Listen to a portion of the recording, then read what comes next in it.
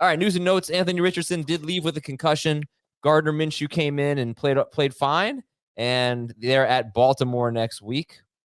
Joe Burrow aggravated his calf injury. So this is a pretty big deal, right? I mean, how do you guys feel about this? Zach Taylor said Burrow could have gone in, but he hasn't looked great through 2 games, and he's not 100%. That's clear. So Heath, how you feeling about this? Did he aggravate it before he started playing week 1? Because I guess he said they asked him how he was playing and how he was feeling after week 1, I think, and he said good enough. And then late in this game, so it wasn't to blame the entire game. It was late in this game he re-aggravated it. Yeah, I don't feel good about it. I didn't actually draft any Joe Burrow, so I don't feel too bad about it. But I don't think you have any choice but to continue starting him. If the Bengals start him, you have to start him. It's almost like you wish they would give him a couple of weeks off and you could start somebody else, but you can't sit him if they're going to play him. You have to assume that he's okay. Let's talk about Chase later because Chase is off to a terrible start. Chase should have had a touchdown. There was a 3rd and 5 play in the first half. They were deep in the red zone. Burrow nailed him in the chest. Just a great play by a Ravens defensive back. I didn't get the name on a back shoulder throw. It should have been 7. And Ravens just broke it up, and that sucked for Chase. T. Higgins came alive. I think Burrow looked better in the second half. I don't know if he got hurt late in the game, and that's kind of like what we're facing with now. But I actually thought he shook off all the rust by the time, like the end of the 3rd quarter. Who, Chase? Or Burrow? No, Burrow. Burrow. Okay. No, Burrow looked rusty last week, and there were some timing issues in the first half this week. And then in the second half, I'm going over my notes now. The interception at the goal line on a throw to Higgins was terrible. Yeah. And then after that, he started to they dinked and dunked a little bit more. I think he started to look better then, but if he aggravated the injury in the 4th quarter or before, you got to keep an eye on it. It's the Rams next week. It's pretty clear that the Rams are not going to be pushovers. So that is not going to be an easy matchup for Burrow.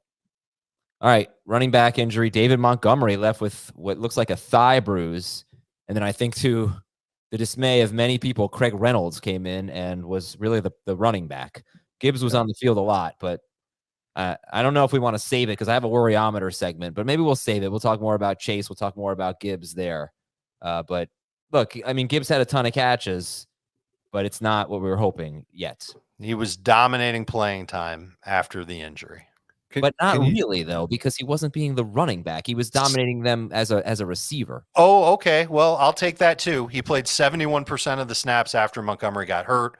All 5 of their snaps on 3rd and 4th down, and their 1 snap inside the 10. Their other running back is Craig Reynolds, who's a decent, solid guy. But if Montgomery's out, Gibbs will be the main guy. I will just say, and I see the things that gets everybody excited and wants less David Montgomery and more Jahmyr Gibbs. Like when he runs in a straight line, he's super, super fast and he's got good moves, but he's not seized this opportunity. He's made some mistakes. I don't think he's going to get a huge share of the rush attempts if Montgomery's out. All right, Davante Adams was evaluated for a concussion. We'll keep an eye on that. Late in the game, that happened. Garrett Wilson left in the 4th quarter, but he appears to be fine. But Saquon Barkley limped off in the 4th quarter, and that did not look good. And they have a Thursday game at San Francisco. So we'll keep you posted on that. But are you guys going to be looking to pick up Matt Breida, even if, like, let's say it's a multi-week absence? Because I know we're not going to start Breida in week 3 against San Francisco. But no, you're saying no, Heath. Multi-week would be different. It depends on how multi-week it is. Okay. But it's going to have to be like a month. Cam Akers was inactive, and Kyren Williams took advantage. 2 touchdowns today and a boatload of catches. You guys want to talk about that? Kyren Williams, rest of season? Is he a starter? I think he was a big winner. One of the biggest winners. But yeah, I think what we said this morning was he's a starter after this week, but don't start him against the 49ers. He made us look silly. We didn't expect Cam Akers to be out. I thought it'd be like 60-40 Kyren Williams. The only hesitation I have is we saw this last year, like almost exactly this time. What was it, week 3 or week 4? Cam Akers was all of a sudden like sent away from the team, maybe going to be traded, And then 3 weeks later, he was the starting running back again.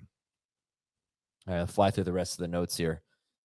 We had Dallas guard Zach Martin left in the fourth quarter. Amon-Ra St. Brown had some cramps. So did Travis Etienne. Detroit lost an offensive lineman in the fourth quarter. Hala Vaitai.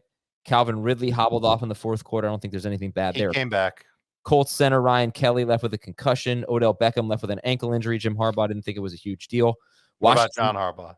He also, Jim was fine with it. John said, though, that he was cool, that Beckham was okay. Probably. Washington tight end Logan Thomas left after taking a vicious and very cheap hit in the end zone. And it was a touchdown catch, but Thomas actually came back. So good for him. That was a really dirty hit. DK Metcalf left and come back. This was a day of people leaving and coming back. And there's some defensive injuries that I'll update you on later in the week, hopefully tomorrow.